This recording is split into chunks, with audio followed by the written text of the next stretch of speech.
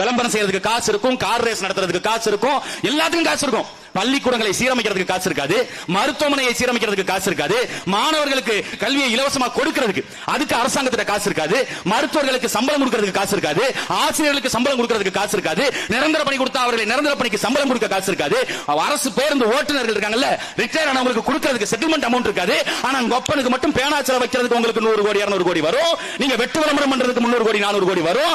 Car race எவ்வளவு ஒருத்திக்காக car race நடத்துறதுக்கு உங்களுக்கு எல்லா காசும் வரும். எங்கயா செத்த பாம்பு, அந்த செத்த பாம்பை எத்தனை தடவை தான் நம்ம அடிச்சு பாக்குறது? அந்த செத்த பாம்பு மிச்ச வச்ச விஷத்துல 2 விஷம் இருக்கு. அது ஒண்ணு முதலமைச்சரா இருக்கு, இன்னொன்னு துணை முதலமைச்சரா இருக்கு. செத்த பாம்புன்னு சொன்னது யார்? ஐயா கலைஞர் கருணாநிதி சொன்ன. நீங்க வேற யாரையும் நினைச்சுக்காதீங்க, அதுக்கு நான் பொறுப்பு கிடையாது.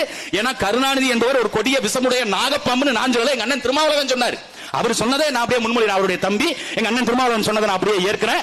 2 கருணாகம்னு சொன்னாரு, ஒன்னு அம்மையார் ஜெயலலிதா சொன்னாரு, இன்னொன்னு கருணாநிதி சொன்னாரு. அந்த கருணாநிதியுடைய வாரிசுகள் 2 பேர் இருக்கு, 2 வருஷம் தமிழ்நாட்டுக்கு.